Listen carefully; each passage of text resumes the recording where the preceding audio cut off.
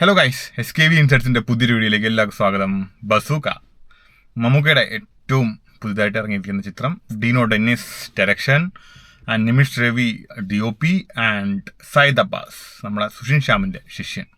ഇനി ഓരോരുത്തരിലേക്ക് ഞാൻ വരാം. First Mammookka great super performance തന്നെയായിരുന്നു കേട്ടോ. എസ്പെഷ്യലി അവസാനത്തെ 20 മിനിറ്റ് കത്തിച്ച് കളഞ്ഞു. ഇനി ടോട്ടലി സിനിമ തുടക്കത്തിൽ കുറച്ച് ക്യാരക്ടർ പ്ലോട്ടിങ് കാര്യങ്ങളൊക്കെ ആയിട്ടാണ് ഫസ്റ്റ് ഹാഫ് വരുന്നത്. ഓരോ ക്യാരക്ടേഴ്സിനും നമുക്ക് ഇട്ട് തരുന്നുണ്ട്. പിന്നെ അത് കഴിഞ്ഞ് സെക്കൻഡ് ഹാഫ് ഒന്ന് സ്റ്റാർട്ട് ചെയ്തപ്പോൾ കുറച്ച് ലാഗ് എനിക്ക് ഫീൽ ചെയ്തു. പക്ഷേ അവസാനത്തെ 20 മിനിറ്റ് അതാണ് ഹൈലൈറ്റ് സാധനം. കത്തിച്ച് കളഞ്ഞെന്ന് പറഞ്ഞാൽ കിഡിലനാക്കി. മമ്മൂക്കയുടെ ഒരു അഴിഞ്ഞാടനായിരുന്നു ആ ഇജാതി പെർഫോമൻസ്. ഈ ഒരു മനുഷ്യൻ ഈ 73-ാം വയസ്സിലും ചെയ്യാന്ന് പറഞ്ഞു കഴിഞ്ഞാൽ ഔട്ട്സ്റ്റാൻഡിങ് ആണ്. പുള്ളി ഇപ്പോഴും ഇതുപോലെ പുതുമുഖ സംവിധായകന് അവസരം കൊടുക്കുന്നു. അതുപോലെ ഇതുപോലെ പുതിയൊരു വേഷത്തിന് വേണ്ടിയിട്ട് നമ്മളിത് പറഞ്ഞ് ഒരുപാട് പഴകിയ സംഭവമാണ്. കാരണം അത്രയും അപ്ഡേറ്റഡ് ആയിട്ട് ഇത്രയും പുതിയ സ്റ്റോറീസിന് വേണ്ടി പുതിയൊരു ക്യാരക്ടേഴ്സ് വേണ്ടി പോകുക എന്നുള്ളത് തന്നെ ഒരു ഗ്രേറ്റ് അപ്ലോസ്, ഒന്നും പറയാനില്ല. പിന്നെ ഇതിലെടുത്ത് പറയേണ്ടത് ഡീനോ ഡെന്നിസ് ഒരു ഫസ്റ്റ് ഡയറക്ഷൻ എന്നതൊന്നും പേഴ്സണലി ഫീൽ ചെയ്തില്ല. കാരണം നല്ല രീതിയിൽ തന്നെ മേക്കിംഗ് വൈസ് സൂപ്പർബായിരുന്നു. പിന്നെ അവിടെ ചെറിയ ലാഗ് അത് എനിക്ക് ഫീൽ ചെയ്തിട്ടുണ്ട്. ഞാൻ പറഞ്ഞ പോലെ സെക്കൻഡ് ഹാഫ് ഒന്ന് കയറിയപ്പോൾ ജസ്റ്റ് കുറച്ച് നേരം ലാഗ് ഫീൽ ചെയ്തു. But totally good super movie തന്നെയായിരുന്നു. പിന്നെ സയ്യിദ് അബ്ബാസ് സുഷിൻ ശ്യാമിൻ്റെ ശിഷ്യൻ തന്നടേ, ഒരു രക്ഷയില്ല. കിഡിലൻ വർക്ക് തന്നെ. കാര്യം ആ സിനിമയിൽ ഫസ്റ്റ് ഒരു എയർപോർട്ടിലൊരു സീക്വൻസിൽ തുടങ്ങി അവസാന നിമിഷം വരെ ഒരു രക്ഷയില്ല.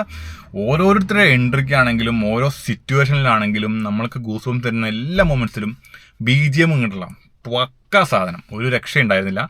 ഈ ഒരു സാധനമാണ് നമുക്ക് എമ്പുരാനിൽ മിസ്സായത് എന്നുകൂടി പറയേണ്ടതായിട്ട് വരും. കാര്യം അത്ര ഗംഭീരമായിട്ട് തന്നെ ആൾ ചെയ്തു. നല്ല സൂപ്പർവായിരുന്നു. ഒരു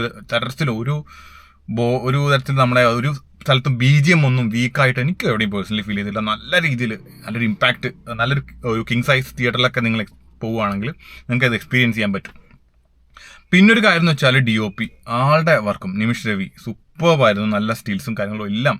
പിന്നെ അതുപോലെ മമ്മൂക്കയുടെ ടൈറ്റിൽ കാർഡ് ചെയ്തിരിക്കുന്നത് എൻ്റെ പൊന്നു, അത് നമ്മൾ ഓൾറെഡി കുറച്ച് സിനിമകളുടെ റെഫറൻസ് ഉള്ള സംഭവങ്ങളൊക്കെ ഉണ്ട്, ഇല്ലയെന്നില്ല ടൈറ്റിൽ കാർഡിൽ. അതല്ല മമ്മൂക്കയുടെ അല്ല, വേറൊരു ആക്ടറുടെ ടൈറ്റിൽ കാർഡ് വേർഷനൊക്കെയാണ്. പക്ഷേ ഇത് കാണുമ്പോൾ നമുക്ക് ആ കിട്ടുന്നൊരു പുതുമ നിങ്ങൾ ഓൾറെഡി കുറേ സോഷ്യൽ മീഡിയയിലും കണ്ടിട്ടുണ്ടാവും. നല്ല രസമായിട്ട് തന്നെ ചെയ്തിട്ടുണ്ട്. It was good.